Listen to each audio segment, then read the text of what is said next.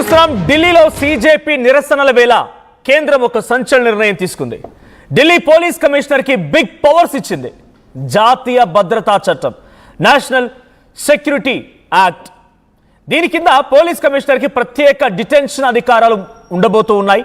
అంటే detention sense arrest చేయాలి, ఇష్టం ఉన్నట్టుగా అరెస్ట్ చేయవచ్చు. ఎవరు పడితే వాళ్ళని బిఫోర్ క్రిమినల్ ట్రయల్ ఉండక మునుపు అరెస్ట్ చేయొచ్చు. ఒక వ్యక్తి మీద అనుమానం వచ్చిందంటే వెంటనే అదుపులోకి తీసుకోవచ్చుగా.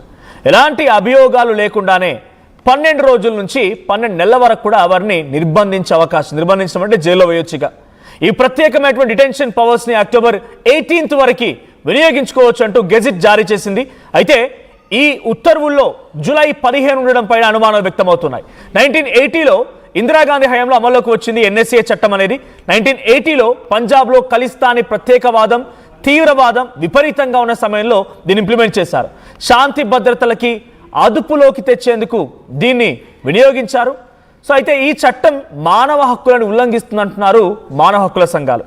ఇక రాజకీయ ప్రత్యర్థుల నిరసనలు అణిచివేసేందుకే ఈ చట్టాన్ని ప్రభుత్వాలు ఆయుధంగా వాడుకుంటున్నాయనే ఆరోపణలు కూడా ఉన్నాయి. సో ఇక్కడ మనం చూడొచ్చు gazette home police department notification so dated 15th July 2026. అయితే ఇక్కడ ఒక అనుమానం ఏంటంటే 15 జూలై 2026 అనే దానిపైన ఆ గ్యాజెట్ పైన ఉండడమే కొంత అనుమానాలు తావిస్తోంది. ఇక్కడ చూడండి. So Lieutenant Governor of National Capital Territory of Delhi is satisfied that is necessary to do so.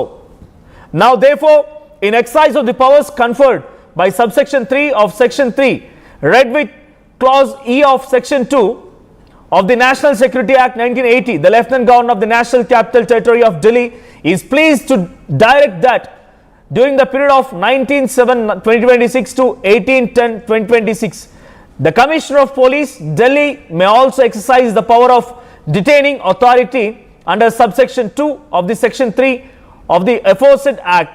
So by order and in the name of Lieutenant Governor of the National Capital Territory, Ramesh Kumar, Deputy Secretary, Home 3. ఇది ఒక official gazette. So ఈ gazette ప్రకారంగా ఇక్కడ అనుమానం ఏంటంటే 15th July ఉండడమే అనుమానం తావిస్తోంది. 15th జూలైన ఆ గెజిట్ పైన ప్రింట్ చేయడమే ఇప్పుడు అనుమానం తావిస్తోంది.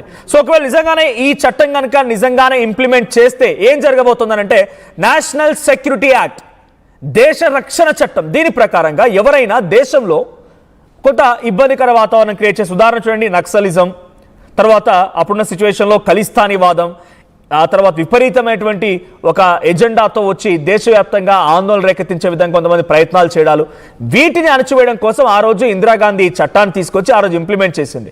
ఇప్పుడు ఏ నక్సలిజం ఢిల్లీలో తిరుగుతోంది, ఏ వేర్పాటువాదం ఢిల్లీలో తిరుగుతోంది, ఏ విపరీతవాదం ఢిల్లీలో తిరుగుతోంది, ఏ ఖలిస్తానీ వాదం తిరుగుతోంది, ఇప్పుడు ఢిల్లీలో దీన్ని అమలు చేయడాన్ని ప్రతిపక్షాలు కూడా తప్పుపడుతున్నాయి, మానవ హక్కుల సంఘాలు దీన్ని తప్పుపడుతున్నాయి. ఇది పూర్తిగా ప్రభుత్వాలు ఇతర పార్టీలని, ప్రతిపక్ష పార్టీలని తమ ప్రశ్నించేటువంటి గొంతుకలు ఉండకూడదని రకంగా అణిచివేయనటువంటి ధోరణితోనే దీన్ని ఇంప్లిమెంట్ చేయబోతున్నారనేది మానవ హక్కుల సంఘాలు, ప్రతిపక్షాలు మాట్లాడుతున్నమాట.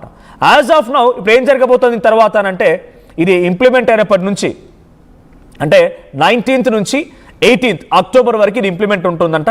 సో ఇంప్లిమెంట్ అయ్యేటువంటి ఈ సమయం మధ్యలో ఎవరైనా సరే ఎప్పుడైనా సరే అనుమానం వస్తే పోలీసు అరెస్ట్ చేయొచ్చు, జైల్లో వేయొచ్చు, or whoever it may be.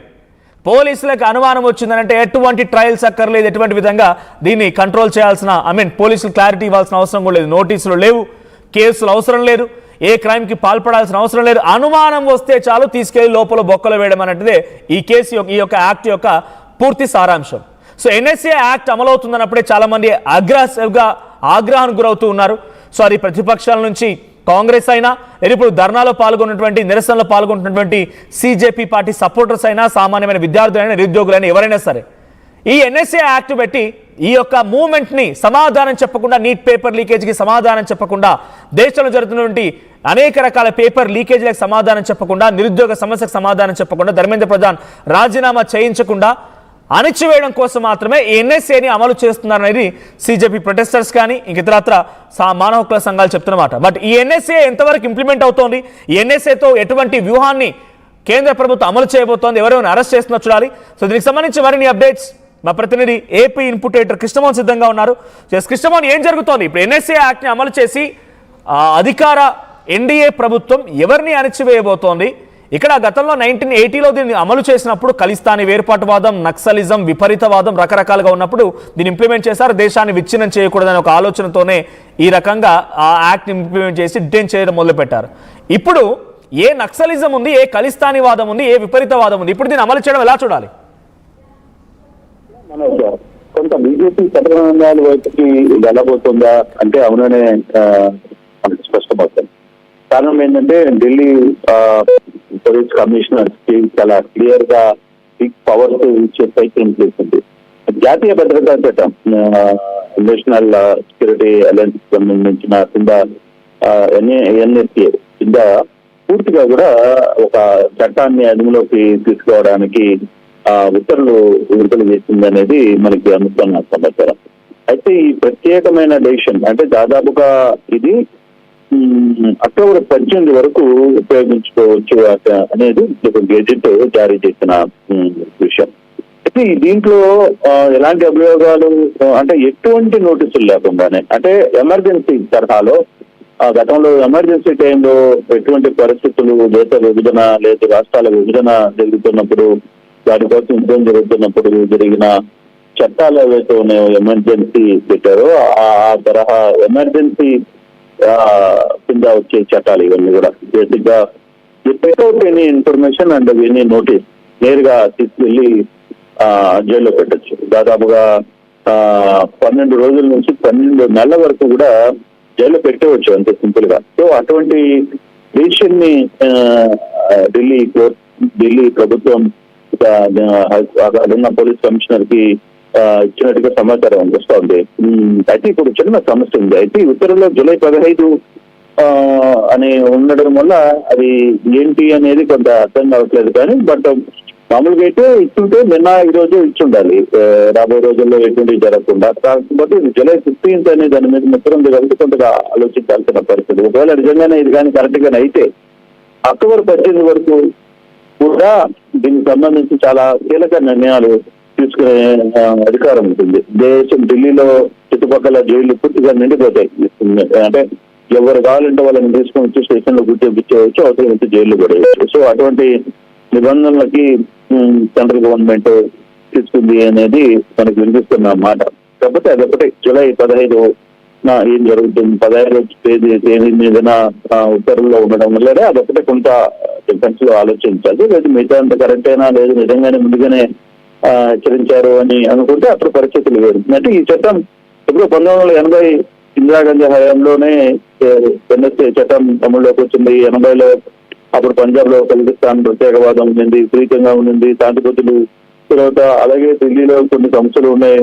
ఆ విధంగా శాంతిపతులను అదుపులోకి తెచ్చేందుకు ఎన్ఎస్ఐ చట్టం ఆ రాష్ట్రాల్లో పంజాబ్ లో తీసుకున్నారు. తర్వాత ఇతర కొన్ని ఇష్యూస్ సందర్భంగా కూడా తీసుకున్న పరిస్థితి. కానీ ఇప్పుడు ఇన్ని సంవత్సరాల్లో అటువంటి పరిస్థితులు ఏం లేవు. ఇప్పుడు క్లియర్ గా ప్రశాంతంగా జరుగుతున్న ర్యాలీలో నేను మొన్న ఘటన జరిగితే ఈ రోజు సందర్భాలు ఏమి లేవు.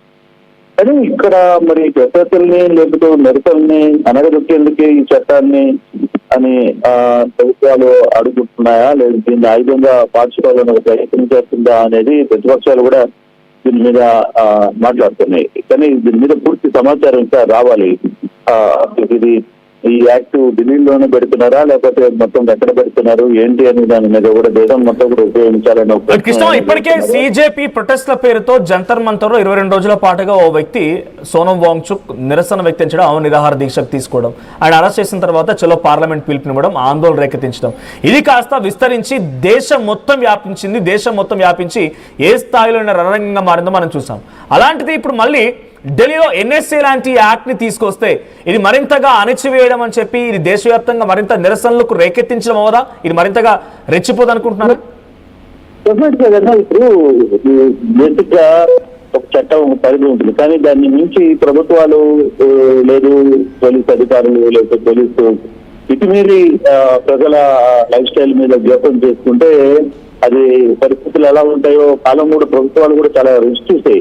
పక్కనున్న శ్రీలంక ఏం జరిగింది, దాని తర్వాత బర్మా ఏం జరిగింది, ఇవన్నీ కూడా చూశారు. బట్ మనకి అటువంటి సిచ్యువేషన్ లేదు. కాకపోతే ఇప్పుడున్న పరిస్థితుల్లో జరిగిన ఈ వ్యవహారం మీద ఖచ్చితంగా కొంత ఇష్యూ జరిగే అవకాశం అయితే చాలా స్పష్టంగా కనపడుతుంది. కానీ ఈ చట్టం తీసుకుని ఉంచుంటే మాత్రం దీని మీద చాలా తీవ్రమైన విమర్శలు ఎదుర్కోవాల్సి వస్తుంది కేంద్ర ప్రభుత్వానికి. డెఫినెట్ గా ఈ చట్టం కానీ అమలుగా అయితే మాత్రం చాలా పెద్ద స్థాయిలో విమర్శలు ప్రభుత్వం మూటగట్టుకోబోతుంది.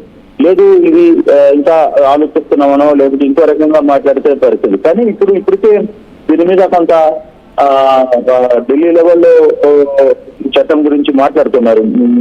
ప్రతిపక్షాలు కావచ్చు ఇతర నేతలు అందరూ కూడా ఏంటి అమలు తప్పుతారా అంటే ఎమర్జెన్సీ తీసుకొని వస్తారా, ఢిల్లీలో అతనికి ప్రొటెక్ట్లు ఎవరు చేయకూడదా, లేకపోతే జంతర్ మంతర్ దగ్గర అసలు ఎవరు ఉంచడానికి కూడా మీరు అనుమతించరా అంటే గతంలో హైదరాబాద్ లో